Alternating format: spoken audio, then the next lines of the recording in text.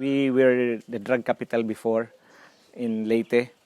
And now one of my dream is to give positivity sa among lugar, no? From drug lord to vegetable or roses lord me.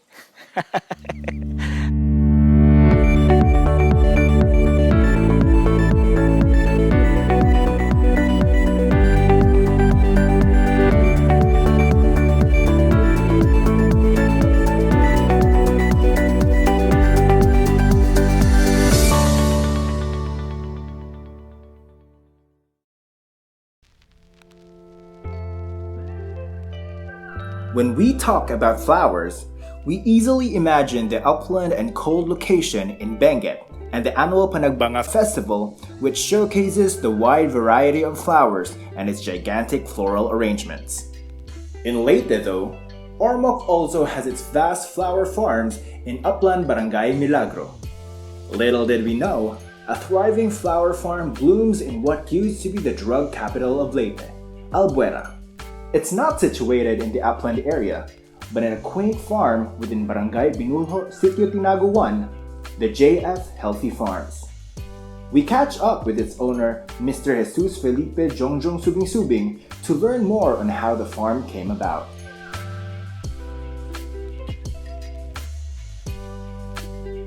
As cliche as it is, experience taught Jongjong the upside of cut flower production. His farming experience was mainly focused on rice production until he gave vegetable production a try, planting 1/10 of the farm's total land and eventually ventured into cut flower production, specifically roses. Pagtan-aw ako sa production, more or less 50% man siya sa income sa rice. So that's where and when I developed that, it came nga naabot ko sa nagpaila-introduce na ko sa ATI 2019. Then diha ko ni venture og maayo. But I started first sa not only vegetables, I also started sa cut flowers, sa roses because ako naganahan kay gamay ra ang competition ba sa market. So we have red, rose, pink, yellow, nami coming white. Yan, nasad may baby's breath, may chrysanthemum, nasad tay gerbera, saludago, no. Sa vegetables, crop rotate among gibuhat. So, insisting karon ay opo, na ay palya, na tay talong, na tay batong, nasad tay mga sili, sweet corn, that's one of the product pod nato. And bag-o lang mong sa other ko we have papaya, red lady, we have banana. Also, if we consider kanang coconut as one of the product, then all the part lang siya sa integration sa farm. Main namong kuha mo is market is Ormoc. We have now in Isabel, sometimes sa Baybay. Other na sa mga local diri sa area na nakahibalo na sila ng kuan, moari ra sila sa farm to buy their own flowers. So, even Kananga, part na nato. So, most of the Western Leyte, namin mga, nag-encourage po mga resellers sa ubang areas na wala ta. Mga napo ni kabuk ang farm workers, no? So, distribute ang tulo na naka-focus sa flowers, cut flowers, ang pito diri sa vegetable area, kaya dako-dako man ang iyan ko. Jongjong shares farm practices that has worked for JF Healthy Farms to date. This includes companion planting with onions, crop rotations, and application of vermicompost and carbonized rice hull.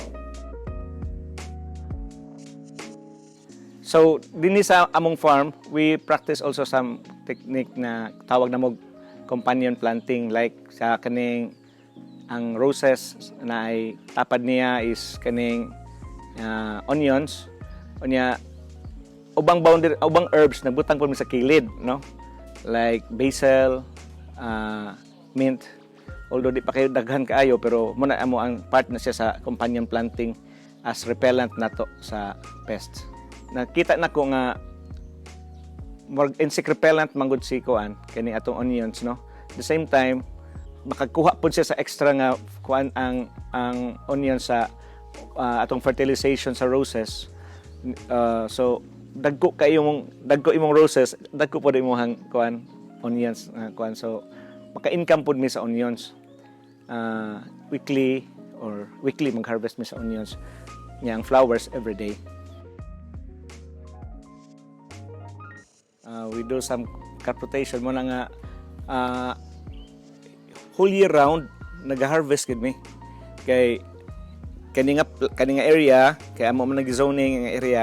So kaninga area after certain plant, for example after the eggplant sa next pahawayon like a certain 1 month, then enhance it with soil nga mud press and CRH to maintain the soil quality, and replant it again with another kind of product. For example, from talong, we will plant sweet corn or we will plant kamote.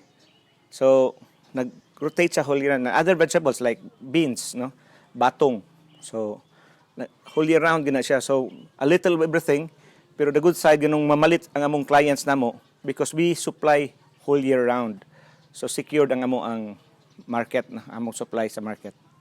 Ang among vermi sagol na sa soil component sa mud press, at the same time sa among mga extra nga dili na considered as reject nga mga vegetables among kuan nga ipakaon namo sa vermi.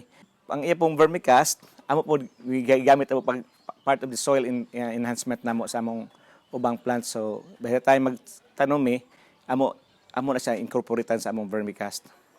Ang among CRH, ako na nang pinangayo kay ila mo po ng waste material sa company din ila na sa AA alcohol sa ipil.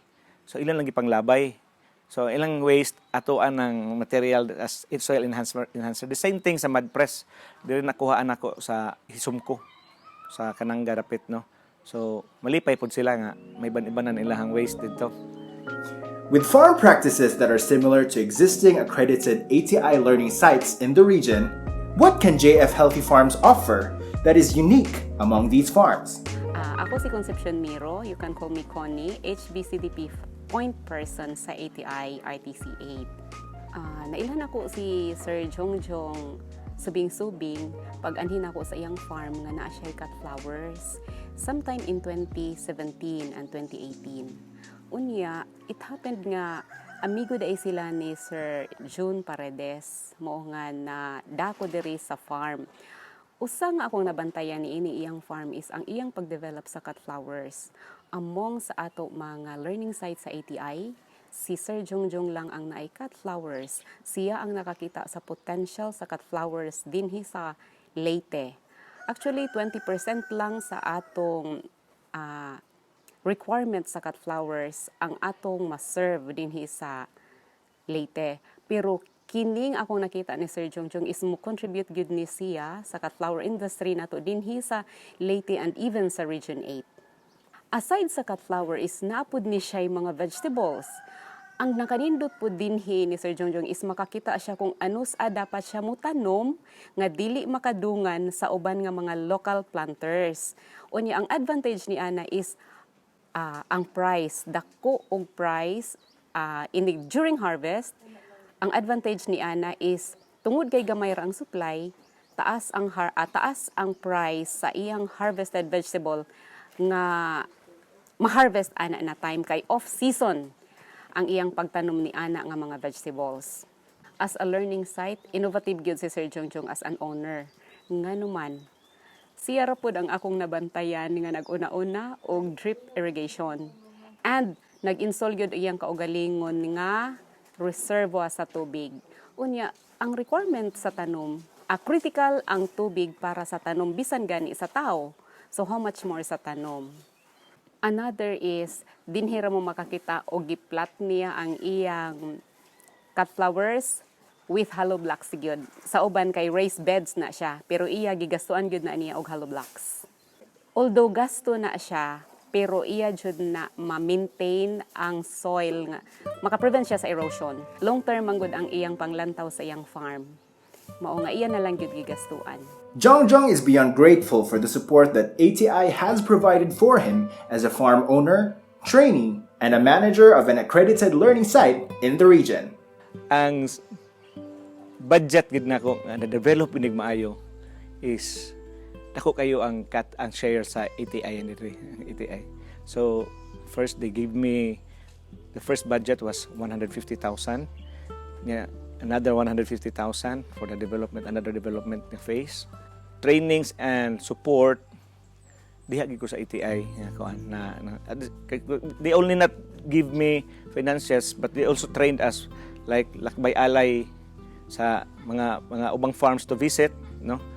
So it's not only about finances but also empowering you, teaching you the technologies available, giving you networks, no, to other farmers na para makakuha sa kaglaing technology to others. Sa LGU, hopefully, this will be a step kaning forward sa kay nanantay pag mga partners na iladon ako sa mga LGU nga kuan. Usa ka importante nga character sa usa ka farmer is kana bitang willing ka or open ka nga mo-adapt sa mga technology. Unya ako na nakita ni Sir Jungjung gani interesado kaayo siya nga mo learn og unsa pa gyud ang mga new technologies when it comes to production makat flower man or food crops. Nakahisgot gani mi kay ang akong naobserbahan is tungod kay siya man lang gyud ang mag-practice or mag-observe sa iyang mga tanom. Na ako'y naobserbahan sa iyang mga cut flowers nga kinahanglan gyud i-improve like kaning pruning. Onya, tungod ni ini nga akong nakita, ma-improve pa gyud ni ang iyang cut flower industry dinhi kung maka-learn siya when it comes to pruning o pag-control or pag-manage sa sakit. Like any other venture, managing JF Healthy Farms wasn't all an easy feat for Jongjong Subing as he shares the challenges they had to deal in the farm and make progress head on. A lot of challenges, no. First is how you communicate to your farm, to your manpower, no. Kay takas ang degree pero muna compromise, we need to compromise. So secondly is how to establish the market. Yeah, kuan so mo po na siya nga kuan so once continuous lang ang imuhang kuan niya through social media, continuous lang imong supply, mo grow po din hinahina imong market. Other challenges is mo gamit ba ko chemicals dili, so that's one of the challenges also. So, pero we're just lucky nga what we're using now is sa biopesticides tawag na mo. Although sa atong fertilization, mixed pa siya sa commercial o sa organic. J.R. Birame, one of the in-house workers who lives in the farm along with his family, could attest to the work ethics that JF Healthy Farms and Jongjong Subing has imparted to them. Ako dahil si J.R. Birame, nga 25 anyos, ngidaron, kauban ako akong asawa nga si Evangeline Avila. Mao na akong kuan dire, pagtanom man ng mga rosas, pagatiman, pagbubo, pag-spray abono, paguna, pag-harvest. Paan ni namo ganing putot para ganing mga salingsing para limpyo sa tanawon. Nga i-arrange nindot na. Daan ko nakatuon gud ani parte ni buwag, dire naka kuan ni sir, kasi nabot sa mga parte sa buwag. Sama ni pag-improve, pagkuhan sa farm, pagpadaghan sa among mga tanom, kauban ni mga lain-lain nga klase nga buwak, maorang siya nga kuhan mo dire sa ang akong original nga kuhan gyud dito sa Cebu, organic aw kanang kuhan, chemicals, dire kay organic naman sila. Siniuyon ko kay nindot man. Nindot kay ang kuhan ma'am parte sa are sa atong lawas, di kay makadaot ba. Kaya yung katong medisina manggod, makadaot manggod sa atong kuan sa lawas. Mao na nga ni uyon lang sad ko ba. Ang akong kuan dire, trabaho nga re kay di man makaya ako ra sad usa. Mao na akong misis ni tabang sin ako parte ning buwak, parte sa pagkuan, parte sa pagkuan ning activity, siya mitiglista sa pila ka buwak ang buwak. Iyar sin i-fix among amo, si Sir Jungjong. Isip amo nga si Sir Jungjong kamao siya mo dala og tao, kabaw siya mo kuan sa disiplina sa mga tao. Ako bitaw ma'am 18 ambisyoso man ko sa una, diri ra sa ko na pag-abot ko diri sa ko na disiplina niya. Parte sa pagmanabako, biya na sa ko sa tabako, inom, dahil sa una. Other than the consistent efforts to improve and maintain its existing farm practices, Jongjong also emphasized how continuous supply of farm products has its perks for the marketing and promotion, especially with the aid of social media, a platform that has helped them despite the current pandemic. He saw this as a valuable opportunity to adapt and rise from the challenges of traditional farm product marketing. It's a big help gina kayong social media nato kay it reaches, wala say limit sa yang capability to reach other people from locally to the states, so everywhere, no? So at the same time, ang social media muna say trend gyud, no? Dili ta kay magsalig lang tao sa atong storya, we are very limited, but the social media, with just one picture, thousands can see in different areas, no? Daily and slowly, Jongjong Subing and JF Healthy Farms blooms of hope and new beginnings. That is, to rebrand a negative image of the community they belong to with a more vibrant outlook akin to the colorful rose varieties. A venture that has also opened opportunities for their neighbors and an eye for the local government to further develop cut flower production in the locality. I'm Joanne Marie J. Kayangho from LGR Alvera from the Municipal Agriculture Office. Ang kaning flower gyud diri sa Alvera wala gyud kaayo siya wala kay siya gitanom or ba kay siya priority pagtanom, kay more on vegetable or rice farming or coconut farming gyud diri sa Alvera. So mas maayo nga si Sir Jong nag-starting ani kay parang uban farmer makakita sad unsay potential sa flower farming nga makuha nila through ingana nga klase nga pag-farm. Kami diri sa LGU Alvera of the Municipal Agriculture Office willing mi motabang ni Sir Jong kung unsay mga project nga iyahang plano diri sa farm, kung unsa pay plano sad niya i-expand sa iyahang farm. We were the drug capital before in Leyte, and now one of my dream is to give positivity sa among lugar, no? From drug lord to vegetable or roses lord me.